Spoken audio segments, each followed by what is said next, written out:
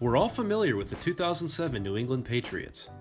They were one of the most dominant teams in NFL history, going 18-0 before finally losing to the Giants in Super Bowl 42. That 2007 Patriots team is looked at as the team that had the best chance to finish a season 19-0.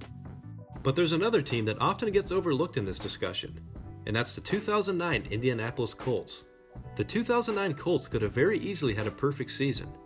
They started off 14-0 and looked to be on their way to at least 16-0, but they wound up losing their last two games after one very controversial decision by their head coach, Jim Caldwell. But before we dive into this story, let's learn a little bit more about this Indianapolis Colts team.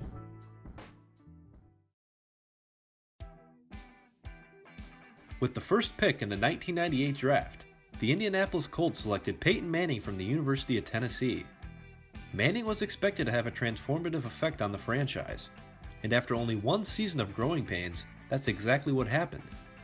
Peyton Manning quickly became a top-tier quarterback in the NFL, and the Colts became a force to be reckoned with in the AFC, winning division title after division title. But Manning didn't do it all by himself. He had a plethora of talent surrounding him.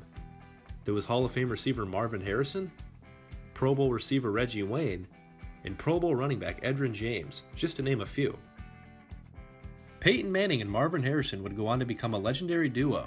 When it was all said and done, the two connected on 112 touchdowns, which remains the most between any quarterback and receiver in NFL history. That wasn't the only record Peyton Manning would set. In 2004, he set a single-season record for touchdown passes. He threw 49, which broke Dan Marino's record of 48. That record has since been broken again by Manning himself. So you get the picture now. The Colts offense was a fireworks show week in and week out, and they dominated the highlight reels. So now that we've set the stage, let's get into what this video is all about. The 2009 Indianapolis Colts. 2009 started off like any other year for the Colts, only this time there was one big difference. They had a new head coach. Their previous head coach, Tony Dungy, decided to call it quits after 2008, and that meant Jim Caldwell, who was already in the waiting for the job, was now going to be the new head coach of the Colts. When the 2009 season got started, it was actually a bit of a challenge for the Colts. They started the year with two tightly contested games. In Week 1, they barely knocked off Jacksonville, and in Week 2, they just squeezed by Miami. But after that, it was off to the races. Their next 4 wins were blowouts, and before you knew it, the Colts were a perfect 8-0 heading into a big showdown with the Patriots. The Colts would get the better of the Patriots in what turned out to be an instant classic. If you'll recall, this was the infamous Bill Belichick 4th and 2 game. After that, the Colts kept piling up wins, and there appeared to be no end in sight. This of course spawned a lot of talk about going 16-0, but the Colts were very political about that topic, repeatedly dodging questions by stating they were more worried about winning the Super Bowl than going 16-0. But you know deep down a lot of the players wanted to go for the perfect season, and God knows the fans wanted to. Head coach Jim Caldwell didn't seem to care what anyone thought. More and more it appeared he was going to do what his mentor Tony Dungy would do, and that was to rest your starters during the final weeks of the season. So the Colts kept piling up W's and were eventually sitting at 14-0 heading into a Week 16 matchup against the Jets. Jim Caldwell now had a big decision on his hands. Does he play it safe and simply rest his starters? Or does he take a gamble and go for the perfect season? Before I answer that, I should mention the Colts had been in this spot before. In 2005, they started off 13-0, and in 2006, they started off 9-0. So they weren't strangers to the drama that surrounds a possible perfect season. But back to 2009. The Colts were putting their 14-0 record on the line against the Jets. This was a pretty meaningless game other than the fact the Colts were flirting with 16-0. And since the Colts had already locked up home field advantage in the playoffs, it seemed very likely that Jim Caldwell would sit his starters. But that's not what happened, at least at first. The game got underway and there were no signs the Colts were resting anyone. Their starters wound up playing the entire first half, and as a result, all was well.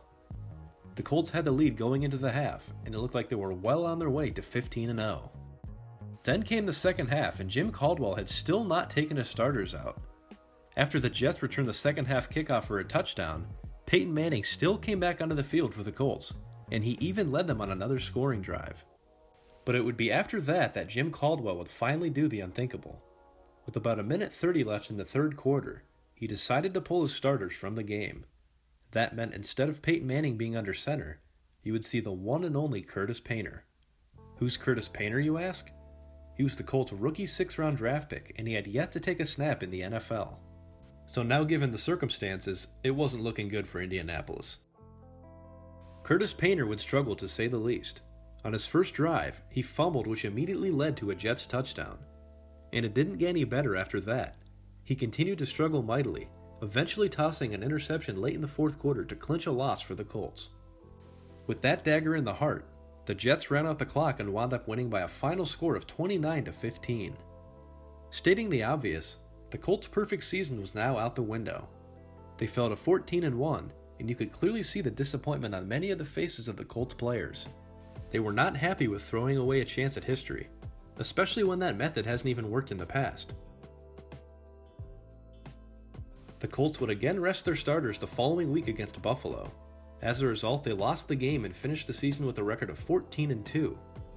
That's not exactly the kind of momentum you want heading into the playoffs, but at least the team was healthy and well rested, right? So once the playoffs got started, the Colts had a first-round bye, and then in the divisional round, they wound up stomping the Ravens by a final score of 20-3.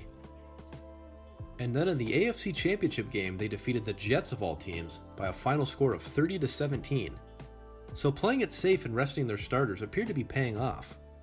The Colts advanced to Super Bowl 44, where they would take on the Saints in what turned out to be one of the best Super Bowls of all time, at least in my opinion. It's worth pointing out that the Saints also started 2009 on an impressive win streak. They were 13-0 before finally losing to the Cowboys in Week 15. But back to the Super Bowl. Unfortunately, the Colts ended up falling short 31-17. The deciding play was a pick six thrown by Peyton Manning towards the end of the game. It was a heartbreaking way to end such a promising season that could have very easily ended with a 19-0 record. In the end, Jim Caldwell's decision to preserve his starters at the expense of a perfect season didn't pay off. Indianapolis ended up falling short in the postseason like they had done so many times before. Now you might say, well, they got all the way to the Super Bowl, so resting their starters wasn't such a terrible idea. But looking back, the Colts had a relatively easy ride to the Super Bowl in 2009. They didn't have to go through either Pittsburgh or New England, which is definitely lucky when you consider that was only the 3rd time since 2000 that neither the Steelers nor the Patriots were in the AFC title game. One last note on the Colts. 2010 ended up being the last year that Peyton Manning would play for them.